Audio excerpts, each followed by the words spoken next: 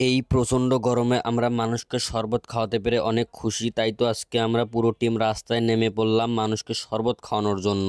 এই গরমে এক গ্লাস ঠান্ডা শরবত খেতে পারলে আমরা যে কিরকম খুশি হই তা আমরা নিজেও ভালো করেই জানি। তো আমরা এখন বাসা থেকে শরবত তৈরি করে নিয়ে যাব রাস্তায়। এই শরবতে আমরা যা দিয়েছি তা হলো নলকূপের নর্মাল পানি, সাথে কিছু টেস্টি স্যালাইন, সাথে কিছু ট্যাং, আর পরিমাণ মতো দিয়ে ফেলেছি চিনি। তো আমরা এখন আরো কিছু স্যালাইন দেবো এখানে, যা মানুষের জন্য খুব উপকার। এই গরমের মধ্যে একটা টেস্টি স্যালাইন খেলে যে কিরকম উপকার হয় হয়তো আপনারা সবাই জানেন এবং আমিও জানি। সাথে দিয়ে দিলাম এই গরমের মধ্যে সব থেকে যেটা ইম্পর্টেন্ট জিনিস, এটা হলো বরফ। তো আমরা পরিমাণ মতো কিছু বরফ দিয়ে ফেললাম এই শরবতের মধ্যে। তো আমরা এখন চলে যাব রাস্তায়। মানসিক হয়ে যায় রে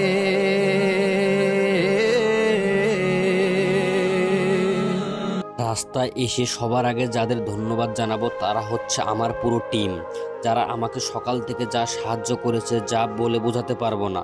তারা না থাকলে হয়তো আমার পক্ষে এই ভালো কাজটি করা সম্ভব হতো না। তো সবাইকে অনেক ধন্যবাদ জানাচ্ছি আমার পক্ষ থেকে। মহান আল্লাহ তাআলা আমাদের জন্য সবকিছু সৃষ্টি করেছেন। আমাদের এই পৃথিবীতে বেঁচে থাকার জন্য সবকিছুরই প্রয়োজন আছে। আমাদের জীবনযাপন সুন্দরভাবে গড়ে তোলার জন্য এবং ভবিষ্যৎ ভালো করার জন্য গাছপালা কেটে ফেলি, আসবাবপত্র বানাই, নয়তো গাছ কেটে অন্য কোনো কাজে লাগাই। দুনিয়ার প্রত্যেকটি গাছের মালিক নিজের ভালোর জন্য গাছ কেটে ফেলে এবং কিছু টাকা পয়সার জন্য গাছ কেটে ফেলতেছেন, কিন্তু এখন কি ভালো থাকতে পারতেছেন? না। একটা গাছ কিন্তু 10 বছর, 20 বছর কিংবা 50 বছর হয়ে গেলে সেই গাছটি আমাদের ঝড় এবং তাপমাত্রা থেকে অনেক রক্ষা করে। এই প্রচণ্ড তাপমাত্রায় গাছ থাকাটা খুবই প্রয়োজন। যাদের যাদের টাকা আছে তারা ভাবতেছেন আমরা এখন গাছ লাগাবো। ভাইয়া শুনেন, এখন গাছ লাগিয়ে অযথা টাকা নষ্ট করার কোনো দরকার নেই।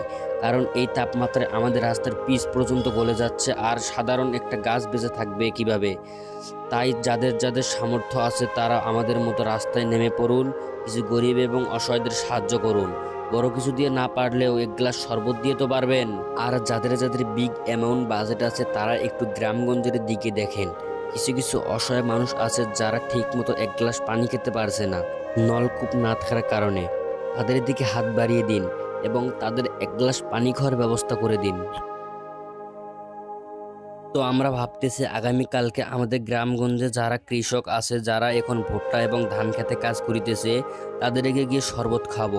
ইনশাল্লাহ দোয়া করবেন আমরা যেন আমার প্ল্যান অনুযায়ী কাজ করতে পারি। এবং এতে যারা সাহায্য করতে চান তারা এই স্ক্রিনে যে নাম্বারটা দেওয়া আছে সেই নাম্বারে যোগাযোগ করতে পারেন, 01751194720, এবং আমাদের পার্সোনাল আইডিতে যোগাযোগ করতে পারেন।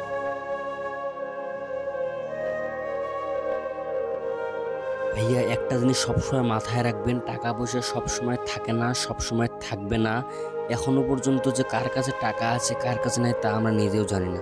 তো যার কাছে টাকা আছে তারা একটু গরিব দুঃখীদের দিকে এগিয়ে যান, তাদেরকে সাহায্য করুন।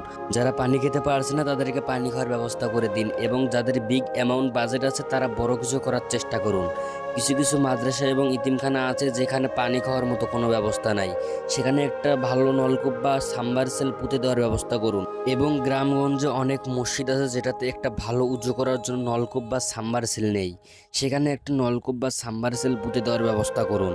ভাইয়া আল্লাহ তাআলা আপনাকে যা দিয়েছে তা যদি আপনি গরিব দুঃখীদের সাহায্য করেন তাতে আপনার কিছুই কমবে না, অথচ আল্লাহ তাআলা আপনাকে সাহায্য করবে। সবকিছু দেওয়া এবং নেওয়ার মালিক আল্লাহ তাআলা। যদি আপনি অন্যকে দেন আল্লাহ তাআলা আপনাকে দিবে, এটাই বাস্তব। আল্লাহ তাআলা আপনাকে যা দিয়েছে তা আপনি অসৎ পথে ব্যয় করতেছেন, তাতে কোনো লাভ নাই। আল্লাহ তাআলা যা দিয়েছে তার দিন শেষে তিনি ঠিকই হিসাব নেবে। সেজন্য বলতেছি ভাইয়া, আল্লাহ তাআলা যা দিয়েছে তা অসৎ পথে ব্যয় না করে সৎ পথে ব্যয় করো।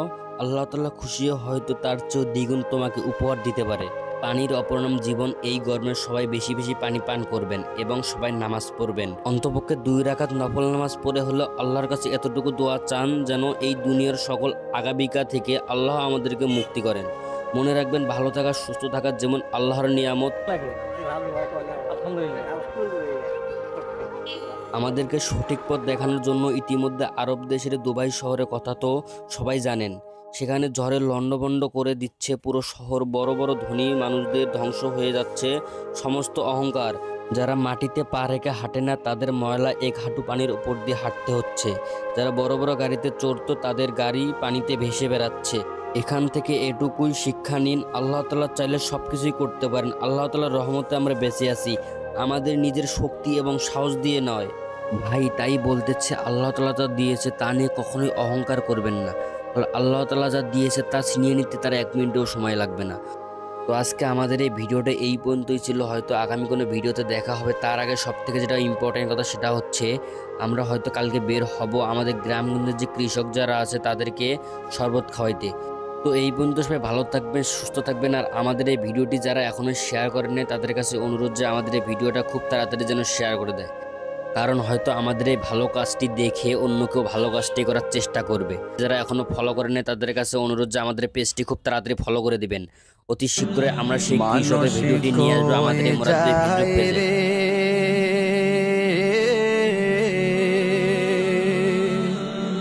দুনিয়া ছাড়িয়া